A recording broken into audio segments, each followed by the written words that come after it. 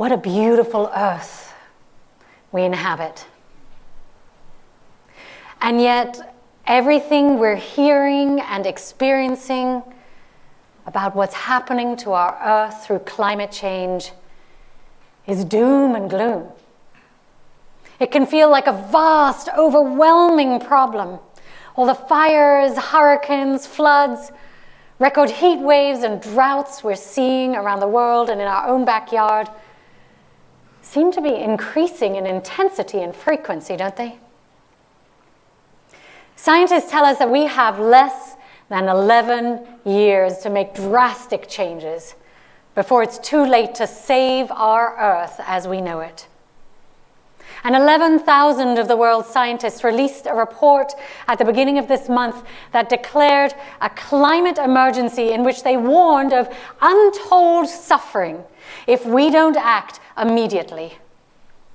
And according to them, the most worrying indicators were the increases in human and livestock population, meat production, tree cover loss, fossil fuel consumption, airplane travel, and carbon dioxide emissions. And Prince Charles said last summer that the next 18 months are actually the most crucial for us to act if we want to reverse this. We need to make substantial changes around the world before the end of 2020. That's how urgent this is.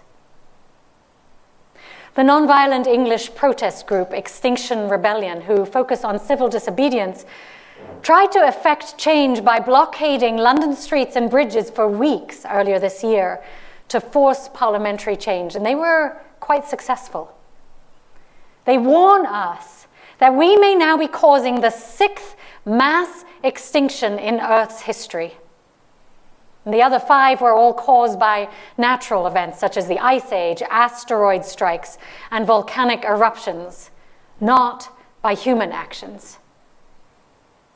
Extreme weather, sea level rise, wildfires, water shortages, and crop failures will lead to mass diseases, they warn, millions of people being displaced, and an increase in wars and conflicts.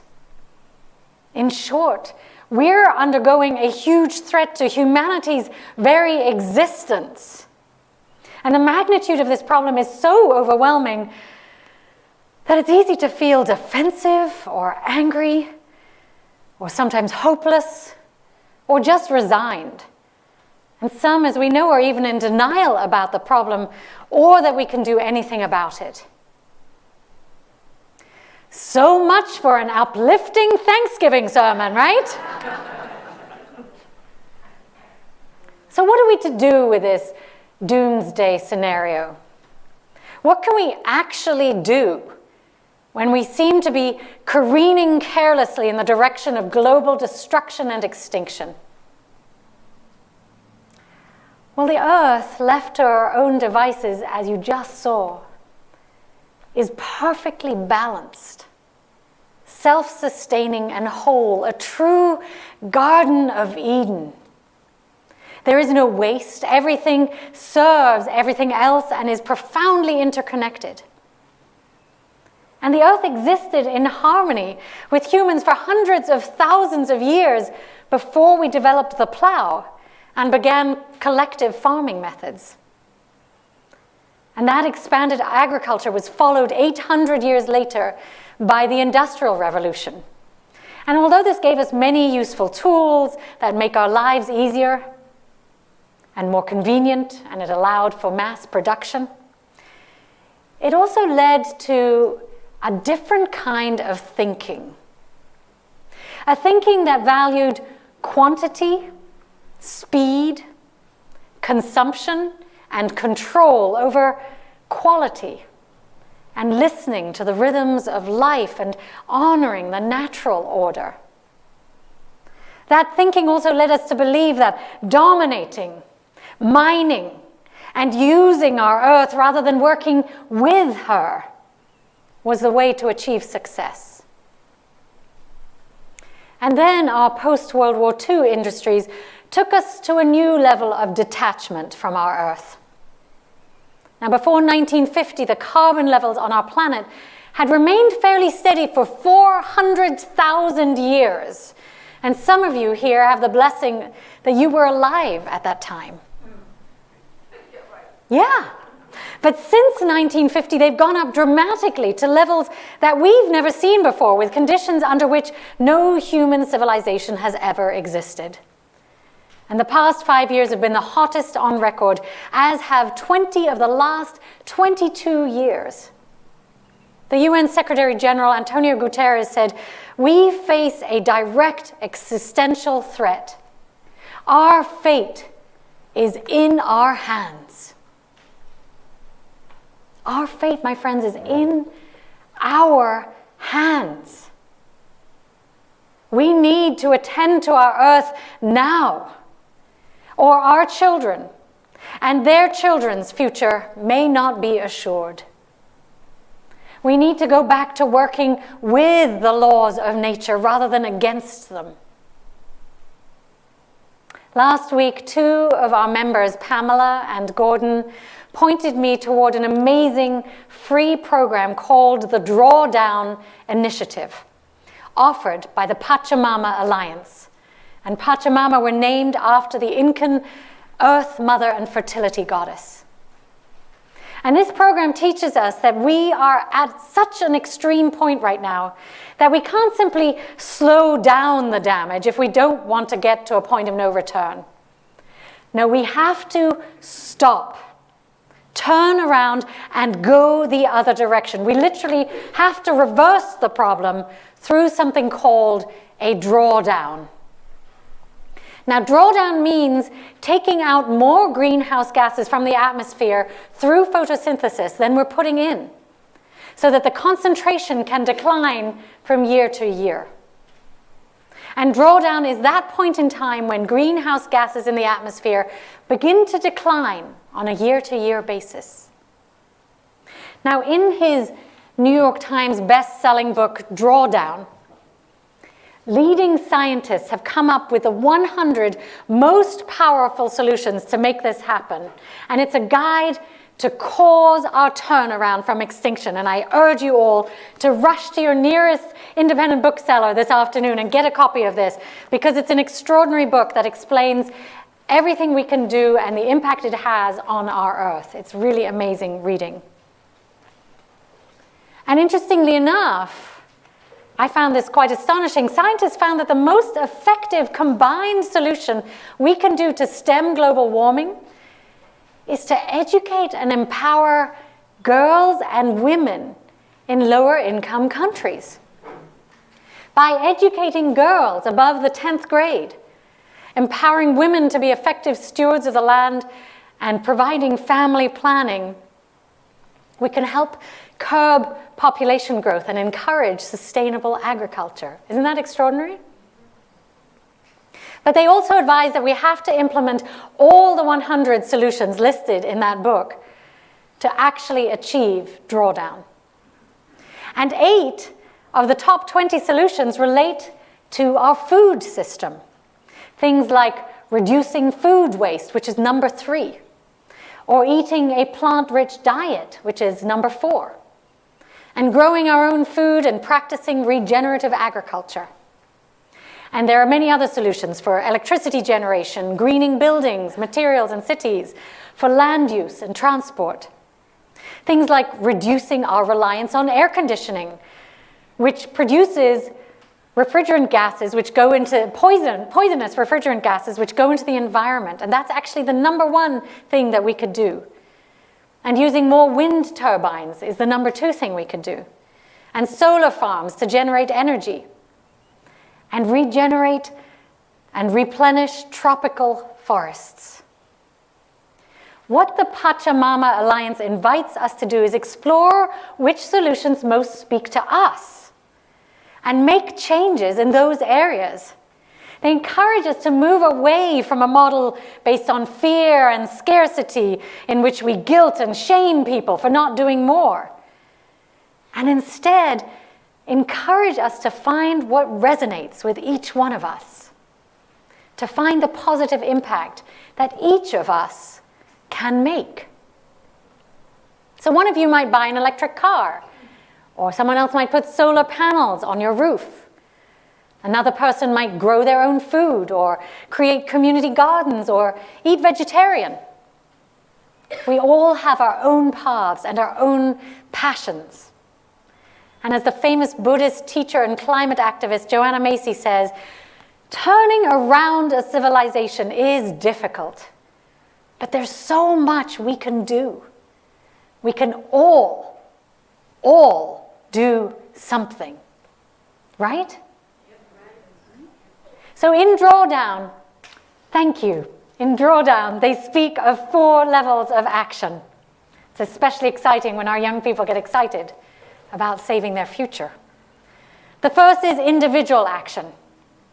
The second is action with friends and family, the folks that we're directly connected to.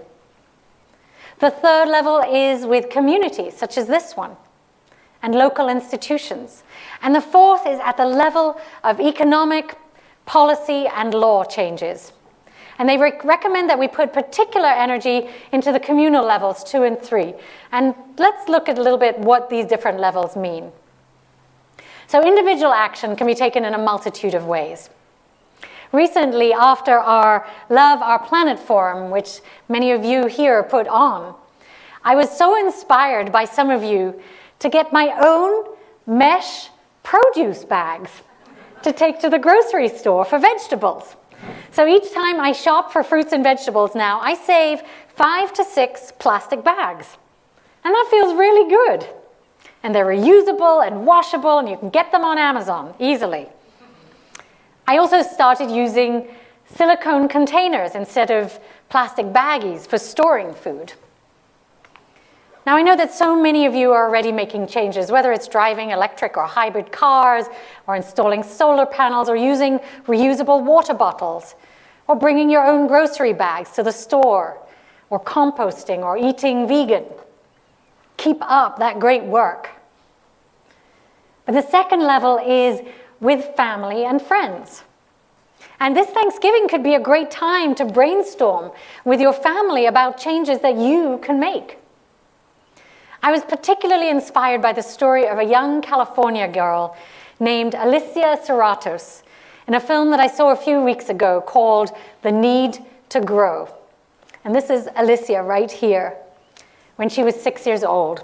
And when she was 6 years old, she became a passionate advocate for growing organic food and saving seeds. Now, after learning how to grow her own food and finding out that the world had lost 93% of its seeds, she began something called a seed library and organic garden at her school, saving and then sharing organic seeds with others. And then people would grow their own produce and bring back the seeds to replenish the library. Alicia also began lobbying the Girl Scouts of America to remove GMOs from their Girl Scout cookies. And believe it or not, it took over 5 years for them to listen to her. In 2017, when she was 11, they finally began to make a line of GMO-free cookies. And now, at age 13, Alicia continues her environmental activism. Inspiring, right? Rob Herring, director of the film, reminds us to remember that we are nature. It's not humans over here and nature over there. What is good for the earth is good for its people, and vice versa. By working with the soil and its amazing biodiversity, we learn to respect the soil and feel our humanity and interconnection with the earth more deeply, as the people that made our beautiful bread today will attest. I invite us to create our own organic gardens and improve the local soil. And perhaps even, if you're game, create our own seed library here at Chalice. Wouldn't that be fun? Our forefather, Ralph Waldo Emerson, told us the creation of 1,000 forests is in one acorn. So just think of what we could do if we have hundreds, if not thousands, of seeds in jars to share with people. The third level of action is on a community level. And I recently saw a story on PBS News, maybe some of you saw it too, about a nonprofit group called Detroit Hives that started beekeeping on vacant land. It's a program which is revitalizing 45 vacant lots throughout Detroit with 200 beehives. And they're planting vegetable gardens to introduce organic produce, community gardens, and urban farms, which increases food security and improves the air and soil quality in derelict urban areas. And then the bees help propagate these gardens. Meanwhile, the people at Detroit Hives teach land conservation to kids and help them get close to and reconnect with nature. Soil can never be killed, they tell us. By feeding it compost and microorganisms, even urban dried out soil can come back to a state of vibrancy and nourish both our hearts and our bodies. So learning to nourish our earth and in turn be nourished by her bounty teaches us a mutual, interdependent relationship with our earth. The fourth drawdown level is advocating for economic as well as policy and law change. And the Citizens Climate Lobby, which Dick Elsley is one of our leaders, it meets here monthly, is doing exactly that by advocating for policy change and going to Washington to lobby. I encourage you to talk with Dick if you'd like to find out more. Second Saturday of the month. Thank you. 9 a.m. in the fellowship hall. Second Saturday of the month, 9 a.m. in the fellowship hall. Join them if you would like to work at this level. Now, all this practical, good information about changes that we can make are important. But what are our deeper spiritual lessons here? Well, I believe that at its foundation, climate degradation comes from a spiritual problem of disconnection. We live in a world in which we've mostly disconnected from ourselves, from each other, and from our sustaining planet.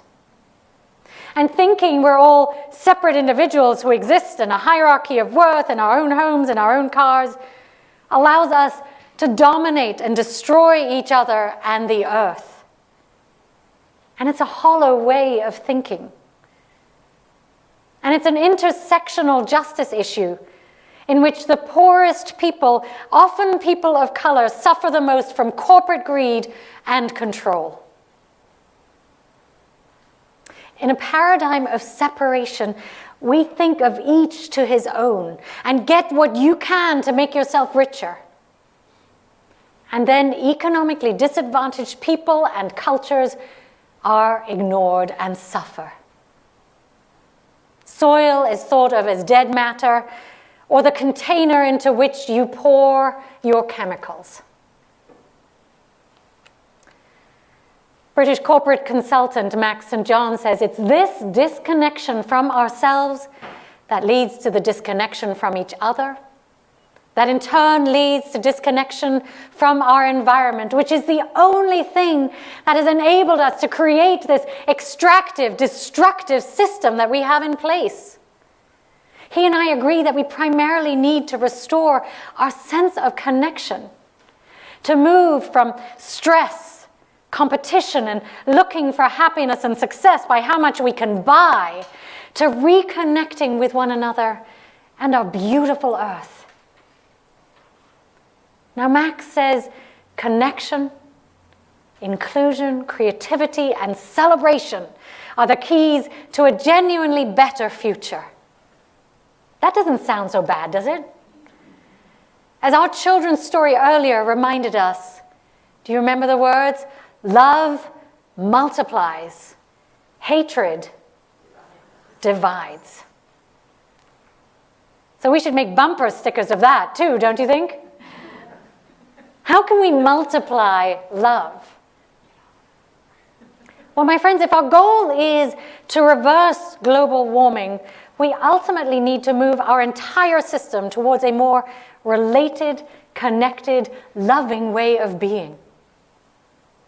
Towards a civilization that flourishes on our mutual interdependence and respect.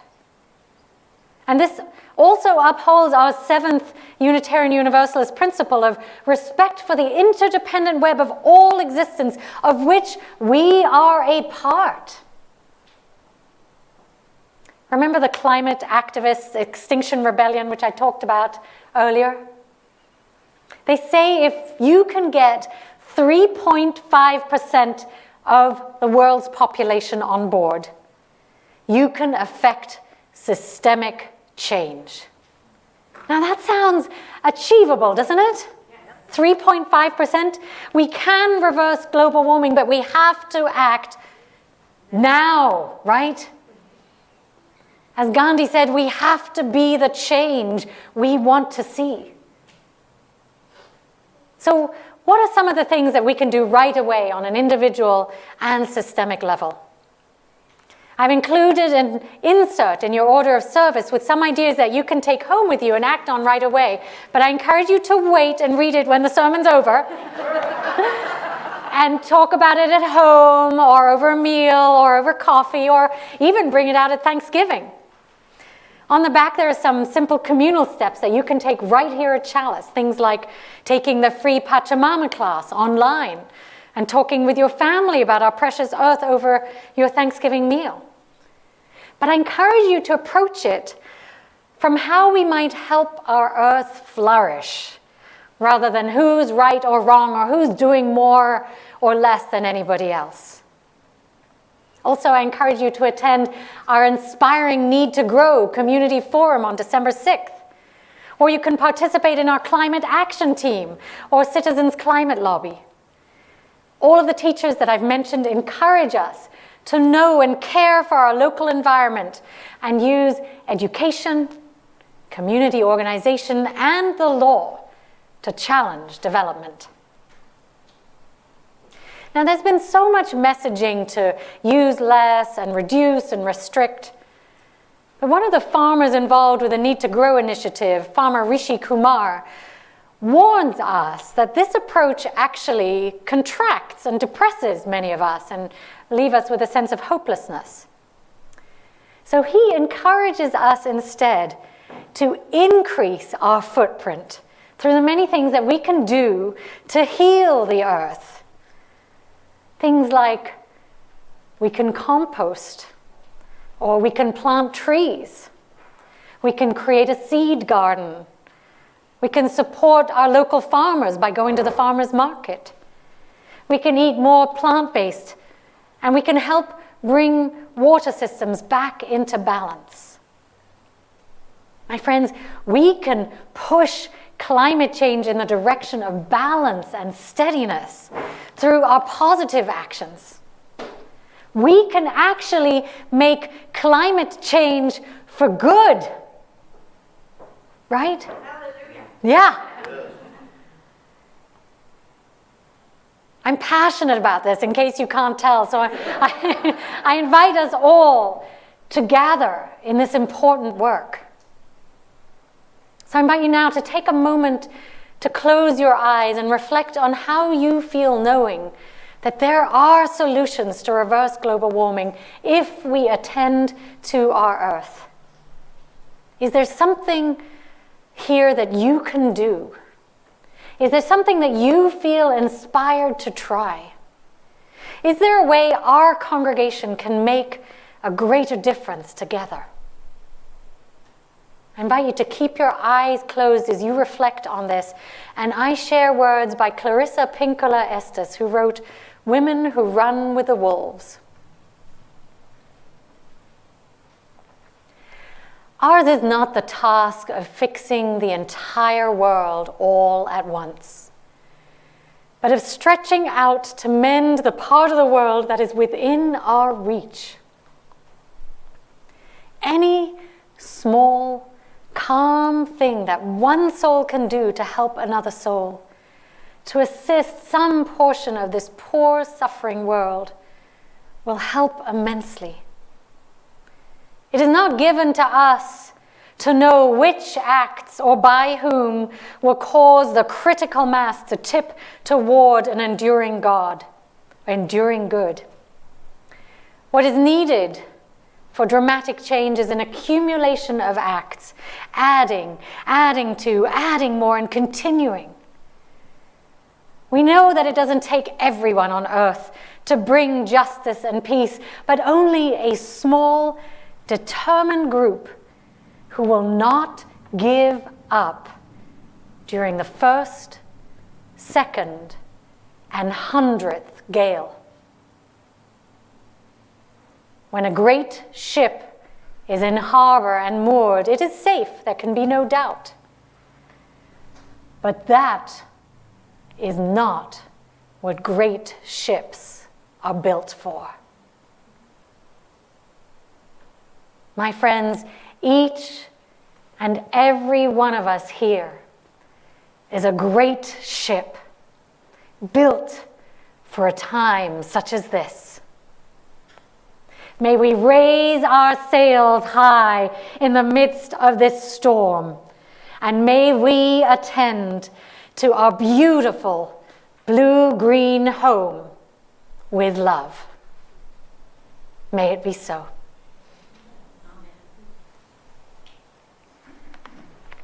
And now, to remind us of the preciousness of our earth and our connection to it and to one another, I invite you to join us in our Thanksgiving bread celebration now. The breaking of bread is an ancient ritual of community and connection celebrated in many different traditions and in many different ways. Various cultures offer food as a gift to bring people together, to heal discord, to comfort one another, and to honor the bounty of our earth and her abundant gifts. Today, as we approach Thanksgiving, we break bread together to celebrate the blessing we find in community and in the gift of family and friends.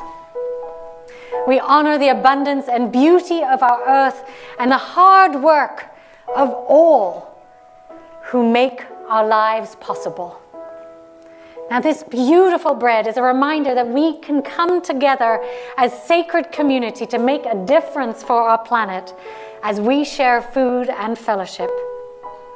May this bread remind us of how we depend on our earth and on one another, from those who grew the food and harvested it to those who baked it and brought it here. And I want to offer particular gratitude to Mike Puerto Rico and Susan Fagan and Mark Grisey for baking this delicious fresh bread for us all.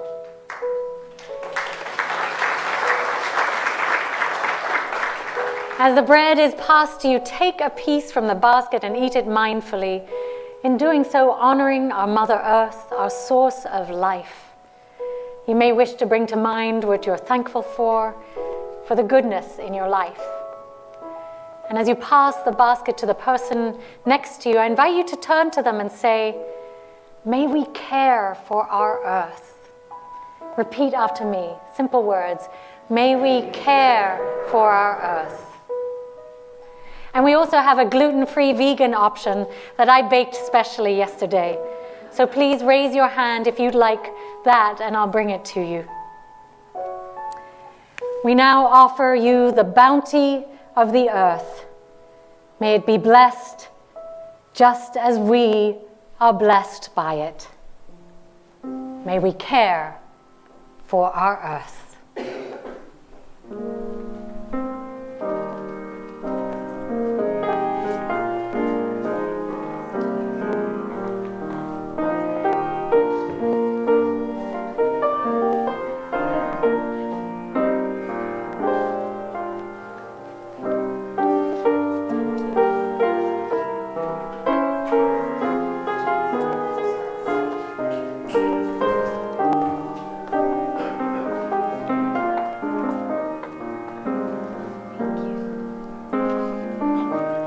Vegan, gluten-free. You're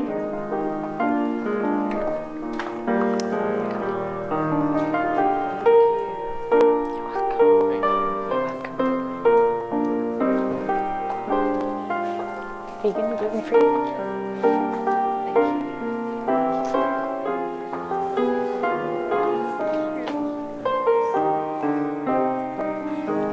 Vegan, gluten-free, anyone?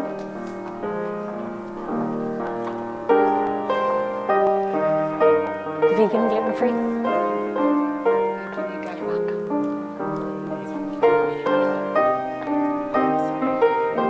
you want vegan, gluten-free bread? Sure, thank you. Welcome. So good to see you. Do you want to announce at the end of service to join us next door for fresh bread?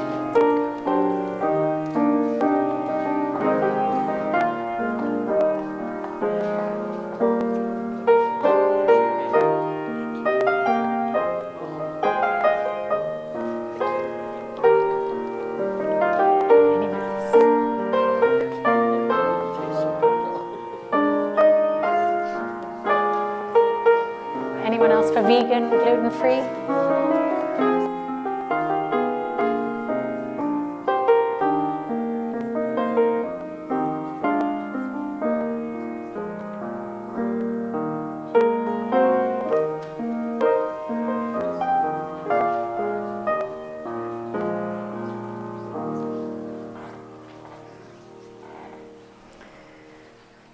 May we indeed care for our beloved earth.